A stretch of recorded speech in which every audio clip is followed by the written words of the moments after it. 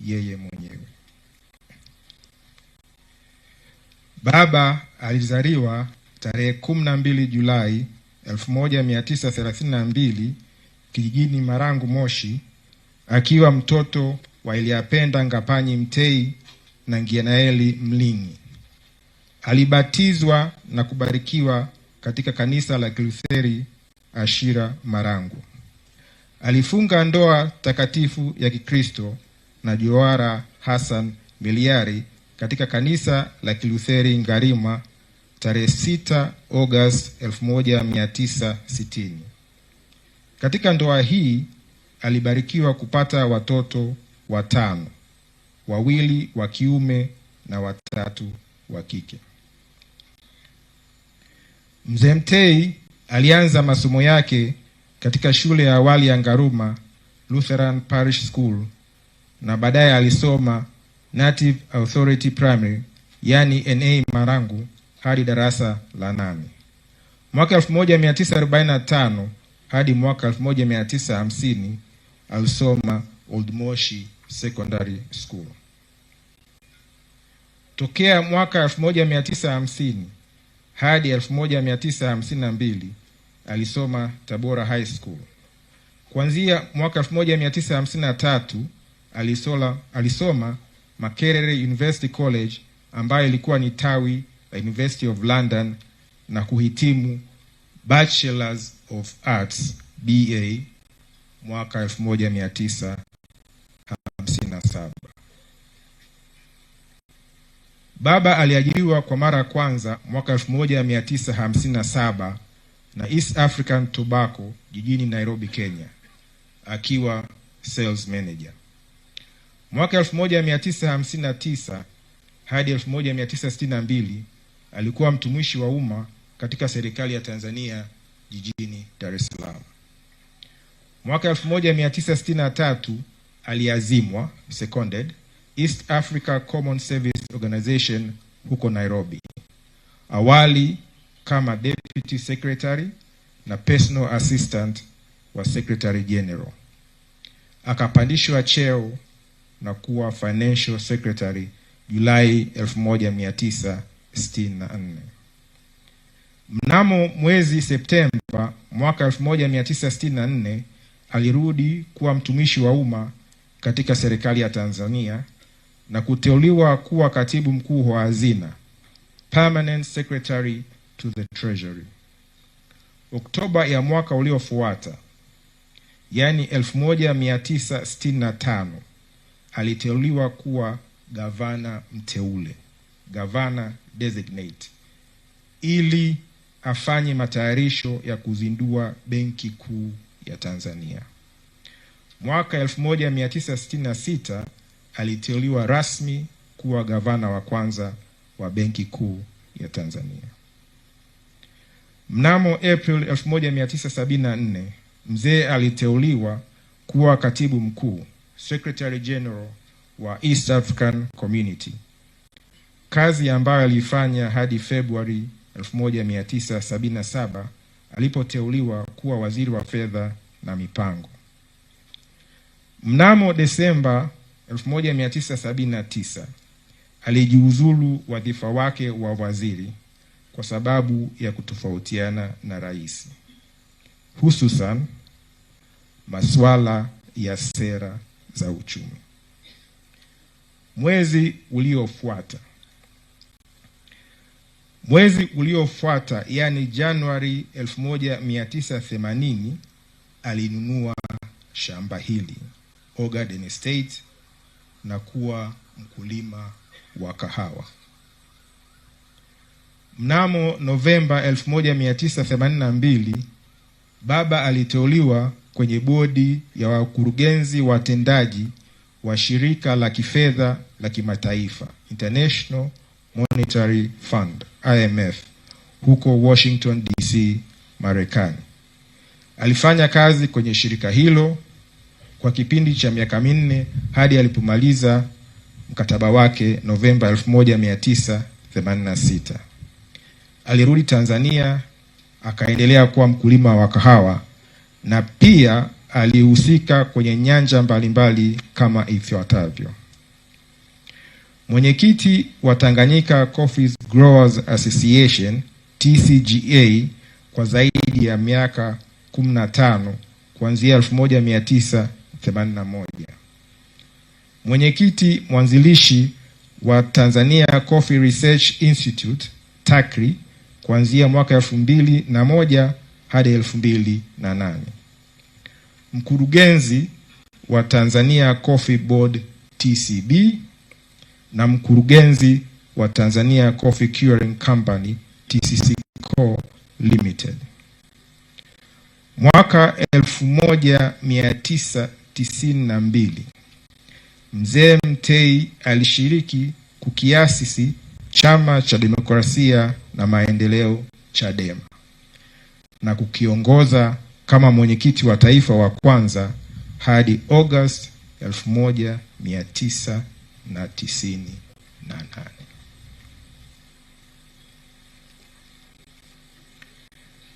Hiyo ndiyo historia ya Mzee Edwin Mtei. Sasa nitasoma wasifu ambao tumeandika sisi watoto wake tukizingatia masharti aliyotupa baba. Baba alikuwa mwadilifu, mstahimilivu na mfuata kanuni, sifa ambazo zinafahamika na wengi. Alikuwa ni mtu ambaye anapenda kupanga mambo yake sawa sawa, ikiwa hata kutayarisha historia yake ambayo tumeisoma kwenu.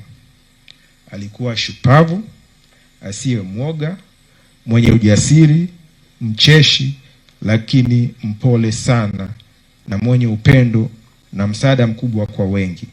Hakusita kusema ukweli na alisimamia alichokiamini, muda wote akiwa kwenye ajira bila kuhofia athari za msimamo wake.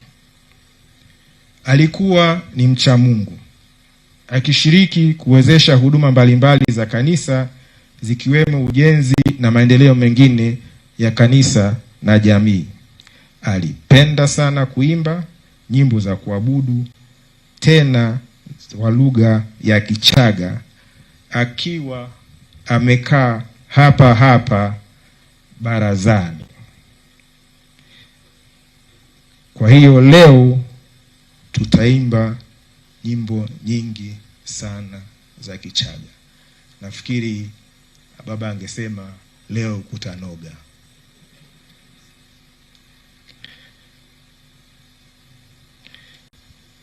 Hata hivyo, baba hakuogopa kushauri na kurekebisha alipoona uchaji wa kanisa unayumba.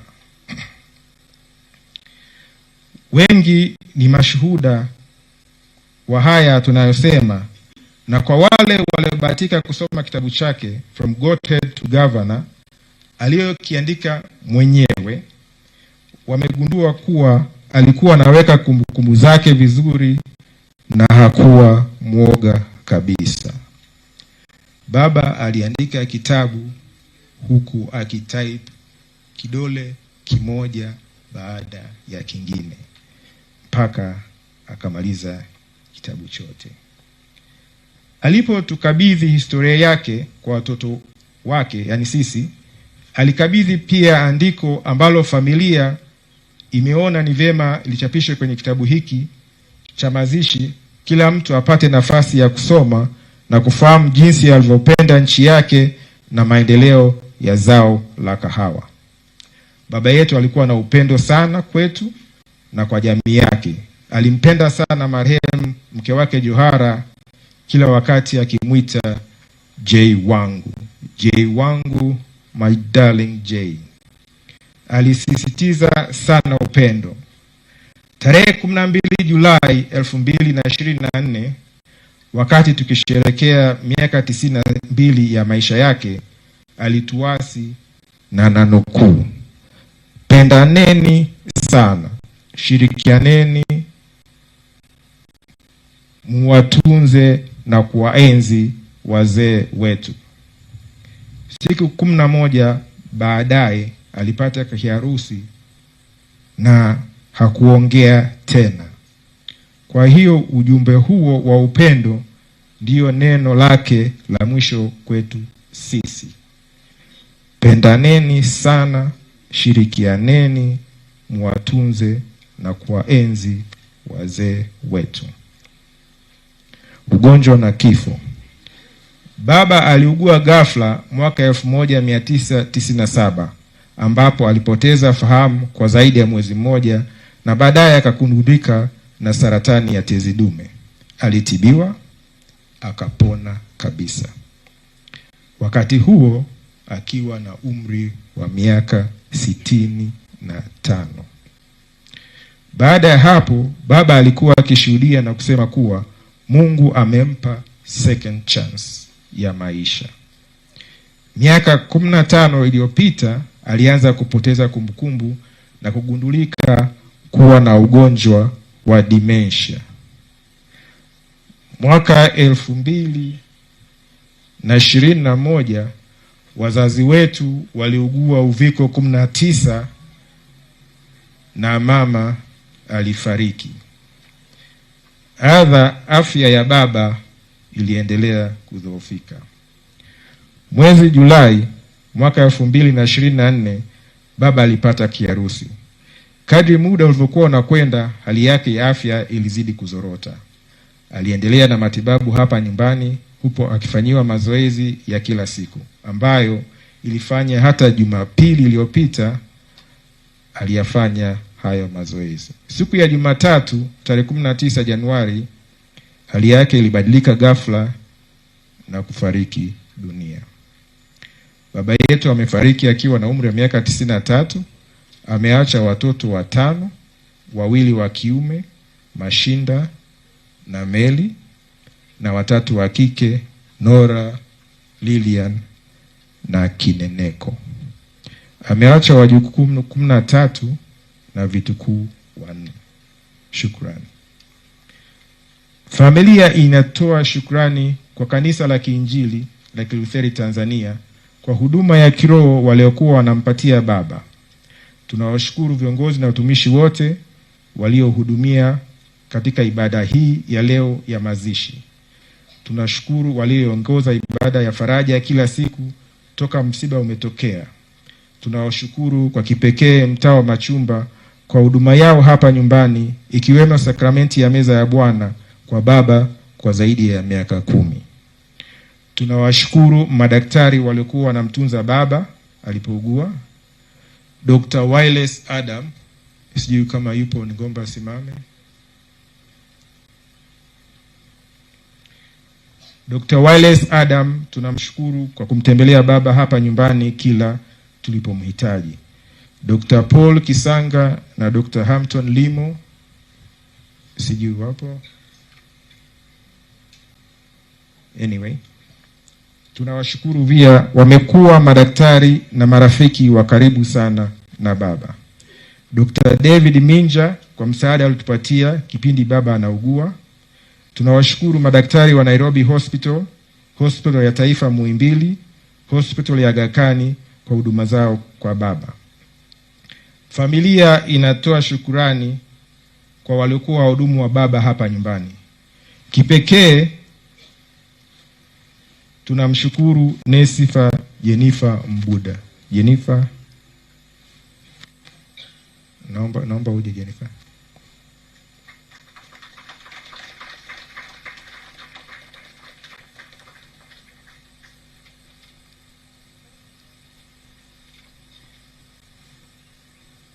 Jennifer amekuwa mhudumu wa baba kwa miaka 4.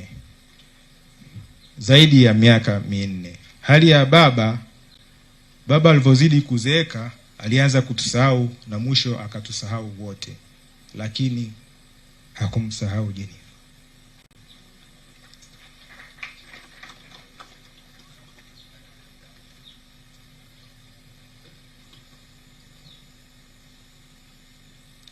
Napenda nimpe mkono Jennifer kwa kazi nzuri ya kumtuza baba yetu kwa niaba ya familia. Jennifer, asante sana.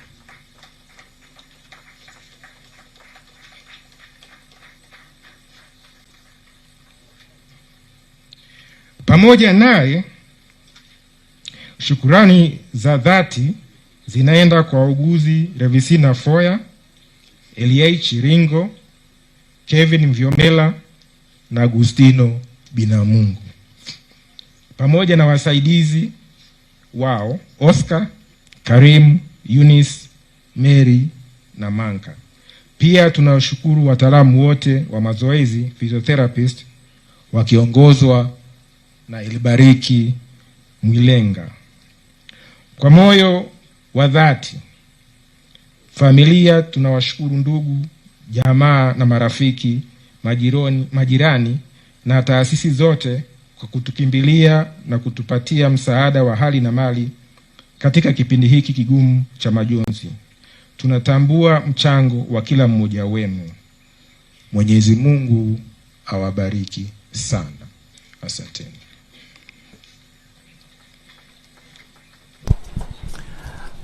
Naam, bila shaka umepata kusikia historia hiyo ambayo imejaa mambo mengi sana kujifunza, ikiwa masuala mazima ya upendo. Basi tuendelee kumsikiliza mshereheshaji ambaye anatuletea hapa Kichaga na Kiswahili, tukiimba wimbo namba 154 Kichaga, lakini muimbie tumwabudu Mungu wetu 159 sauti yake mbinguni mbinguni, tukiongozwa na kinanda.